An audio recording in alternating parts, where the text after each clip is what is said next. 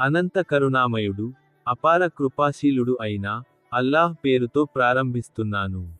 ముహమ్మద్ ప్రవక్త సల్లల్లాహు అలైహి వసల్లం గారి జీవిత చరిత్ర, పేజీ నెంబర్ 12. ముహమ్మద్ సల్లల్లాహు అలైహి వసల్లం గారి వంశావళి. హజ్రత్ అబ్దుల్లా కంటిన్యూయేషన్. ముహమ్మద్ సల్లల్లాహు అలైహి వసల్లం పుట్టినచో తమ మతము మటుమాయమగునని, తమ ఉనికిని కోల్పోయదమని, తామందరూ తప్పనిసరిగా ఇస్లాంలో చేరవలసి వచ్చునని యూదులు గ్రహించి అబ్దుల్లాహ్ను చంపటానికి పూనుకున్నారు. వారు కొన్ని బృందాలుగా ఏర్పడి మక్కాలో మకాము వేశారు.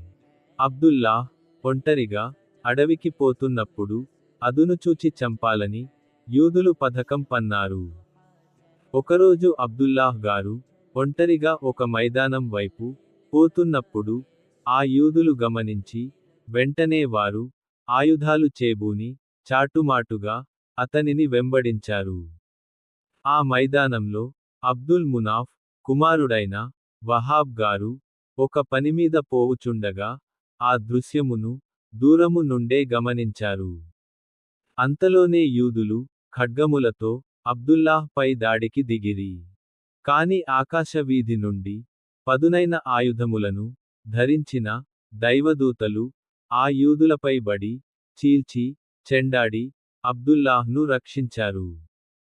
ఆ వింతను చూసి వహాబ్ గారు ఆశ్చర్యపడ్డారు. అబ్దుల్లాహ్ పై దైవ ఆశీస్సులు మెండుగా ఉన్నాయని గమనించారు.